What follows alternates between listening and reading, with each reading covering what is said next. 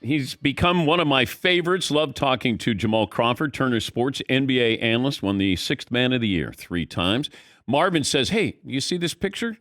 Jamal is working out with Victor Wembanyama. I go, okay.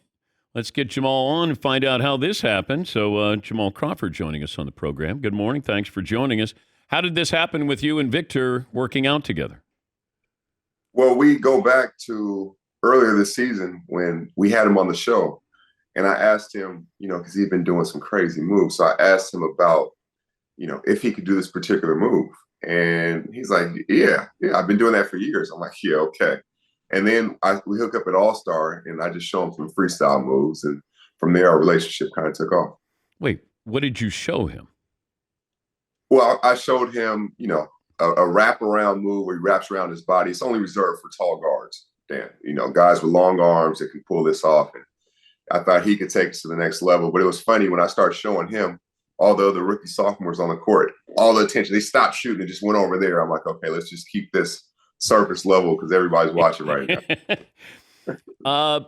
I kept maintaining during the season he needed a point guard to put him in positions. Like it felt like in the first half of the season, he'd get lost out there. He'd be out of position. He'd get bodied out of position. But can the Spurs get that point guard to help him? Because that feels like that's the next step in his evolution. They absolutely can. And I can see why it would take a little bit because he's such a unique talent and you can use him so many different places on the court, right? Like you can use him bringing up the ball.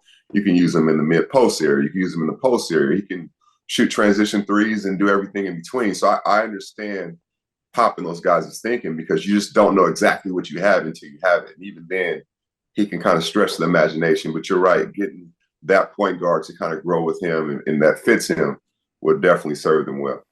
If you were advising Luka after what you saw in the finals, what would you say to him about the offseason and his approach to next season, if anything?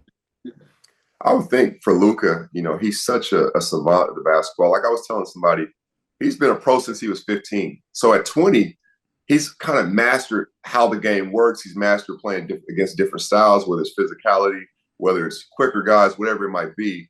But I think for him, getting in the ultimate shape would help tremendously. And then I also think the more you give up the ball, I know coming from me, this sounds crazy, but the more you give up the ball, the easier it is to actually score without using less energy and kind of conserving energy. And that's what you do at different times. I think he grew in that area with Kyrie and letting Kyrie take the lead at times. I think there's another level of growth to actually win the championship. But you're never going to have officials give you the benefit of the doubt if you're constantly complaining to them. No, and he's too good to let that bother him or let anybody bother him. Like, I've joked before, I'm like, this guy plays when he's playing against the best defenses. He's playing like he has headphones on, Dan. He does not get bothered by anybody. So don't let these guys bother you because you're too good for that.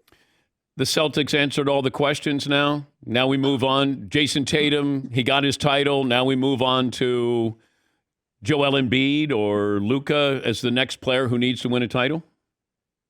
Absolutely. Anybody else?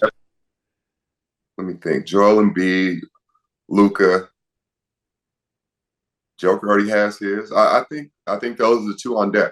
Giannis has his. Giannis has his. I think those two are definitely on deck, and I think they're going to prepare and do anything. But let me just say this about Tatum because I tweeted this.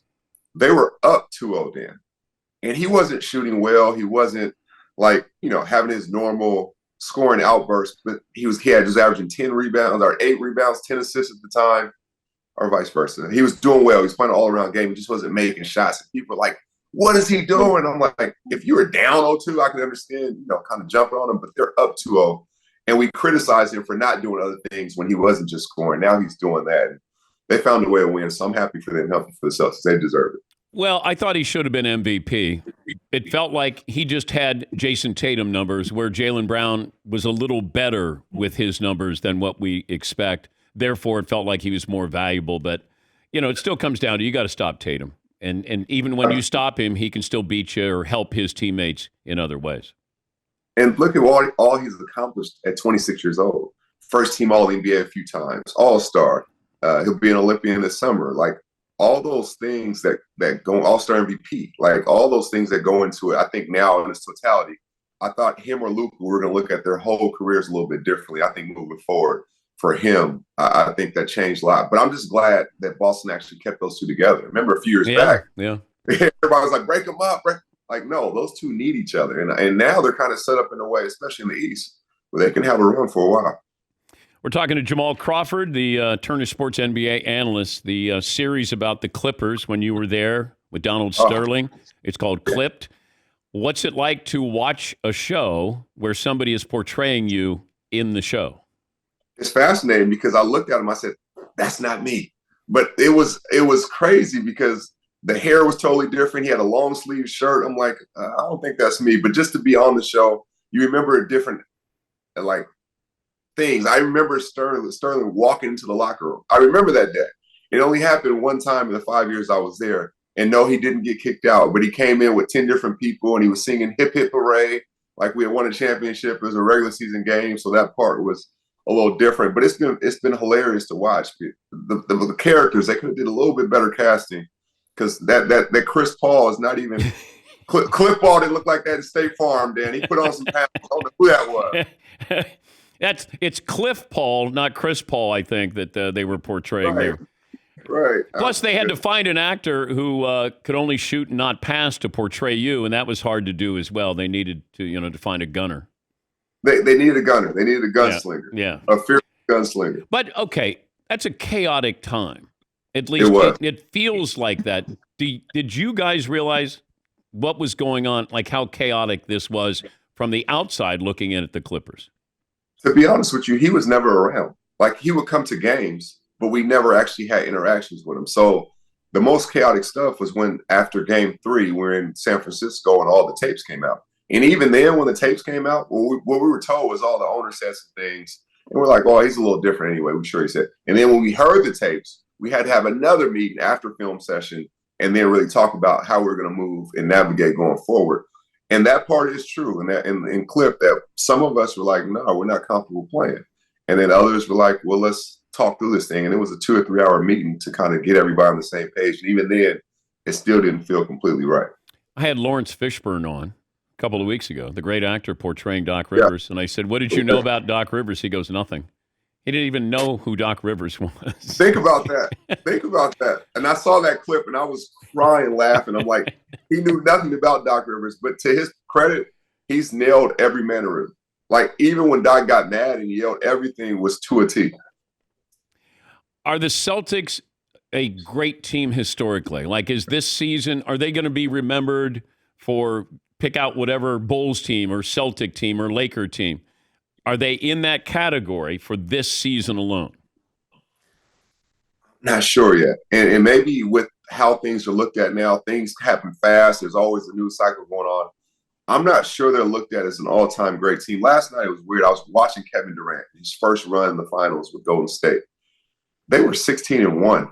He averaged 35, 5, and like 5. Like, that was like some otherworldly stuff. And they were playing against a healthy Cavs team at the time, and LeBron, and like that felt like an all-time playoff finals run. I'm not sure this team feels like that, even though they check the boxes with the numbers and some of the eye tests.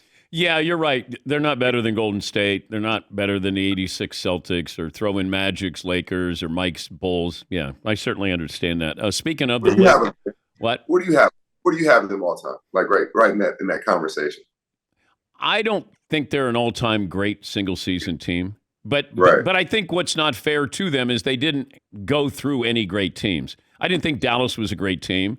I think Boston built a great team. And that's a team that would be able to compete against any of these teams because of their versatility and they have depth there. But I'd have a hard time lumping them in as a top 10 great team of all time individually. Monty Williams got fired this morning.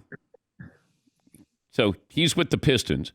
Is there any chance the Lakers would be interested in Monty Williams, or is this a foregone conclusion? Would you at least reach out? If you're the Lakers, would you rather have Monty Williams or would you rather have J.J. Redick? If I make you Rob Pelinka right now. Right now? That's a good question because Monty's had, obviously, successes. He helped take Phoenix to the finals, but then you see what happens in Detroit. It was a younger team. I think Monty is built more for vet teams, so I could see that. But there's something about JJ that's exciting. And I think that's why so many people it's fascinating. First time coach, he's only coached his kids like I have, but he's a brilliant basketball mind. He loves the game. He can make adjustments. Whoever is the coach, I feel like is going to have to be on board, like lock and key with LeBron and AD. And I'm not saying anybody hasn't been, but just know that going forward, because at this point, LeBron's, the end is closer than the beginning. I think everything has to be tailored to what AD wants to do, because he's the present and the future, and LeBron's the present right now, right? So he has to be lock and key with whoever's the coach. What if AD says, I don't want us to draft Bronny? He's not. I know that. He's not saying that. Yeah. I know. I'm just saying, if it's his team, be like, why are we wasting a second-round pick on Bronny? But what's interesting about AD, even when it's his team, is he would be okay if they got like a third star, and he was like not necessarily the focal point of the offense, because he's so unselfish and he can do so many different things. People forget at Kentucky, he was more known for his defense. So he's comfortable doing other things. So, no, if Bronny's on the board, I have a feeling Bronny would be in LA. Yeah, I agree. Who's a better shooter, you or Redick? I think spot shooting, I think he is. I think off the dribble, I think it's me. So I think both are needed. So if you went one-on-one. Ooh, I may have the advantage then. I might. But Redick has a better one-on-one game than people would think. Like, he can get to his stuff. He has a little right to left crossover pull-up. But one-on-one shooting, I think I would. Wait, did you just call him sneaky athletic is what you did right there, Jamal? No, I didn't say sneaky. I said sneaky handles. Sneaky handles, DP. Could you beat Jordan right now, Michael Jordan, in a game of one-on-one? Yeah, right now, the second, he's 60 plus. I can get him right now. But that's the only time I can ever get him. Dan, at 39 or 40 years old, when he was my age, equivalent to my age, he wasn't playing at 44, but he's in his 40s. Yeah. He was still, like, dominating prime all-stars. He was dominating against the Antoine Walkers and the Mike Finleys. And he was, like, he averaged, I think, 25 and 5 until he had that knee injury with the Wizards. We can look that up. Yeah. He was him and Kobe, the only two at that time. Unbelievable. But you could take him at 60. If me right now at 60, I might be able to get him. The one and only time. But even then, we know him. He's still a threat. Give him a month. He doesn't. I'm sure he'd hear this and he'd be like, "All right, give me a couple of weeks. I get ready." He got some weeks. I'm changing my answer. Right now, it's cold. I don't know the next time we'll talk to you, but I want to thank you for being available during the season. You've come a long way. You've done a great job, and I hope I know you have a bright future. I hope you get opportunities down the road here. You're a legend. I'm always honored to be on. Thank you. That's Jamal Crawford. He played 20 seasons, Sixth Man of the Year 3 times. Got good stories. He's fun. Got an opinion.